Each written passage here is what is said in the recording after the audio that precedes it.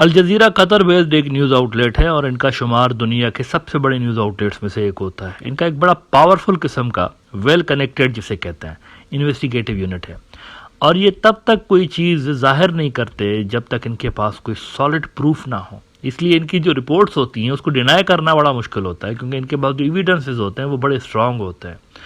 पिछले दिनों आज से 2-3 साल पहले इन्होंने एक ऐसी स्टोरी की इनके इन्वेस्टिगेटिव यूनिट ने जिसने बांग्लादेश को हिला के रख दिया और उस स्टोरी के अंदर इन्होंने बेपनाह करप्शन के जो वहाँ पर अंबार लगे हुए थे वो जाहिर किए और इन्होंने बताया कि जो ऑफिशियल्स मुलविस हैं वो असल में प्राइम मिनिस्टर बांग्लादेश की जो है शेख हसीना उनके राइट हैंड है। इसीलिए उन्होंने उस स्टोरी का नाम भी यही रखा था, all the prime ministers man.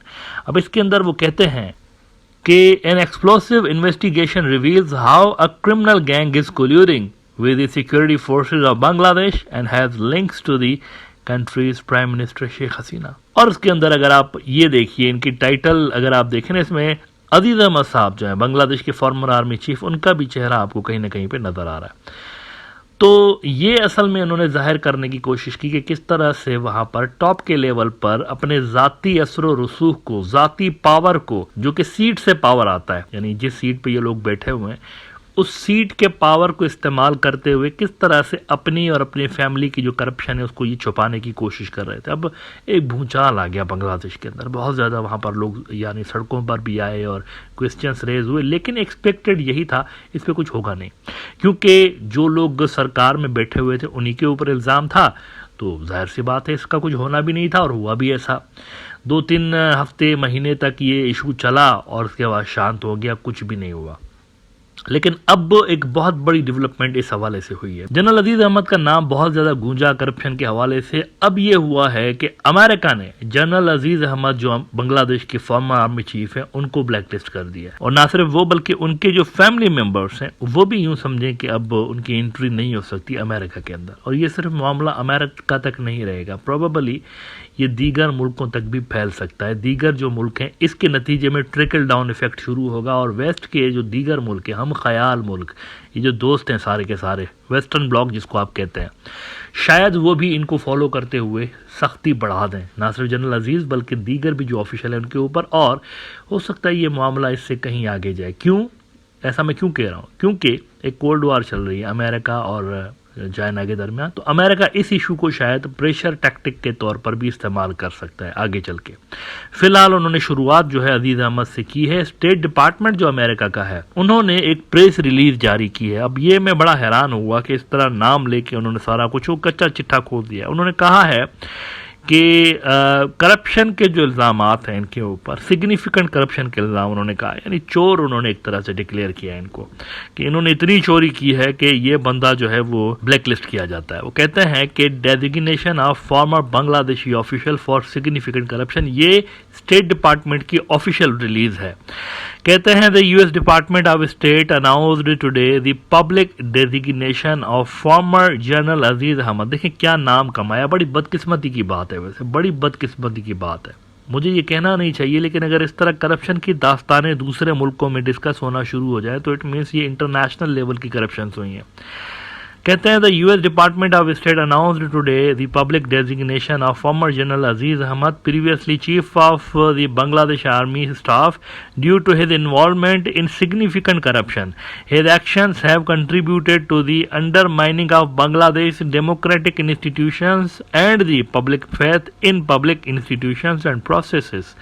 उन्होंने कहा कि इन्होंने करप्शन की है तो इनको हम ब्लैकलिस्ट कर रहे हैं। और नीचे मजीद उन्होंने डिटेल्स बताई हैं कि अजीज Ahmad engaged in significant corruption by interfering in public processes while helping his brother evade accountability for criminal activity in Bangladesh।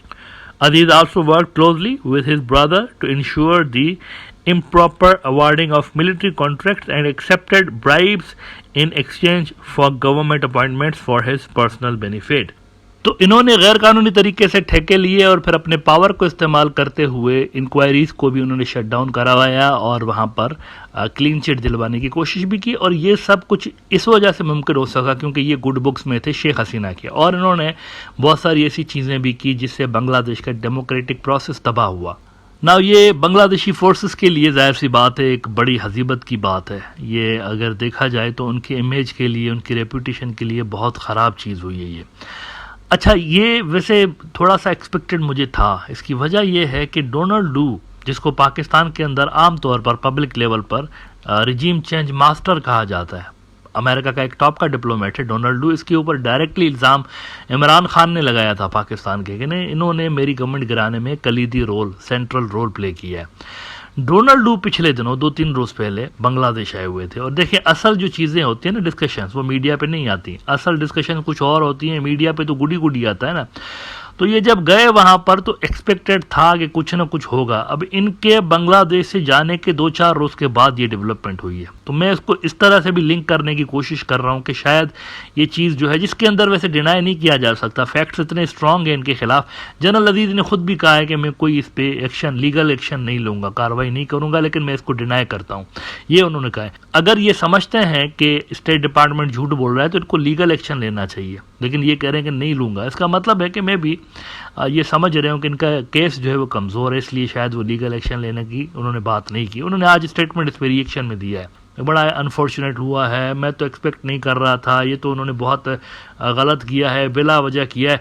America ने वैसे ये चीज़ पब्लिक करने से पहले बांग्लादेश का जो वहाँ पर सफारत खाना है, एम्बेसी, उनको बता दिया था कि हम ये करने जा रहे हैं। 1-2 रोज़ पहले ही उन्होंने बता दिया था, तो इनको पता था कि ये होने वाला है। लेकिन इसकी टाइमिंग बड़ी इंटरेस्टिंग है। डोनाल्ड लू वहाँ से गया है बांग्लादेश से और यहाँ पर ये चीज़ हो गई है। और डोनाल्ड लू जब आया था ना, तो उन्होंने जो स्टेटमेंट्स वहाँ पर दी थी, मैं बड़ा क्लोजली इसको फॉलो कर रहा था इनके इस स्टेटमेंट को, और मुझे शुभा था, शक था कि इस तरह की कोई चीज़ हो भी सकती है, क्योंकि डोनाल्ड लू ने बड़ी माना खेज बातें की थी, लेकिन मैं थोड़ा सा इसको समझ नहीं पा रहा था कि ये क्या कहने की कोशिश कर रहे हैं। करप्शन की बातें उन्होंने की, डोनाल्ड लू जब यहाँ आए ना बांग्लादेश के अंदर, तो करप्शन और अकाउंटेबिलिटी की बातें उन्होंने की। तो यहाँ से जब वो गए हैं तो ये चीज़ हो गई। मैं ज़रा डेली स्टार की ये आपको स्टोरी दिखाना चाहूँगा, जो कि इसी विषय से मैं समझता हूँ जुड़ी हुई है। कहते हैं, message from Donald Lu's visit, reset, rebuild and strengthen. अब इसके अंदर आप देखिए वो क्या कहते हैं कि while sending positive signals in general on the future of the bilateral ties between Bangladesh and the United States, Mr. Lu also highlighted his government's plans to work together to fight corruption, promote transparency of governments and accountability of officials, labor reforms, human rights and reforms in the business climate। अब आप देखिए, accountability और corruption, ये दो बातें ऐसी हैं जो कि डायरेक्टली अजीज अहमद के केस से जुड़ी हुई हैं। अगर आप इसको देखें तो मुझे ऐसा फील हो रहा था, अंदाज़ा था कि कुछ होगा। ये मैंने जब स्टोरी 2-3 रोज़ पहले पढ़ी, लेकिन यहाँ पर शेयर इसलिए नहीं की क्योंकि मैं थोड़ा सा वेट कर रहा था कि इसका आफ्टर इफेक्ट क्या आता है इनकी विजिट का। तो ये आफ्टर इफेक्ट आया असल में, ये जो स्टेट डिपार्टमेंट की अजीज अहमद के खिलाफ ये जो ब्लैक लिस्ट करने वाली चीज़ हुई है ना, ये आफ्टर इफेक्ट मुझे लग रहा है कि डोनाल्ड लू की विजिट का है। नाउ क्या ये जियोपॉलिटिक्स से रिलेटेड है? मैं इसको रूल आउट नहीं कर सकता। अमेरिकन तब तक कोई चीज़ नहीं करते जब तक उनका पर्सनल इंटरेस्ट ना हो उसके अंदर। बहुत सारे ऐसे मुल्क हैं जो कि संगीन ह्यूमन राइट्स की वायलेशंस के अंदर मुलविस हैं, सच एज इसराइल। इसराइल के अंदर अगर आप देखें तो वहाँ पर 35,000 से ज़्यादा सिविलियंस शहीद हो चुके हैं, लेकिन बाइडेन साहब अब भी कह रहे हैं कि नहीं, ये जेनोसाइड नहीं है। और उनके जो दीगर ऑफिशियल हैं, जेक सुलेमान जैसे NSA उनका, वो भी कह रहे हैं नहीं, ये जेनोसाइड नहीं है। लेकिन दूसरी तरफ अगर आप देखें तो कहीं पे छोटा सा वाक़या हो जाता है तो ये इसको बड़ा करके दिखाता है। तो ये होता रहता है अमेरिका के अंदर। ये तब तक एक्शन नहीं लेते जब तक पर्सनल इंटरेस्ट ना हो।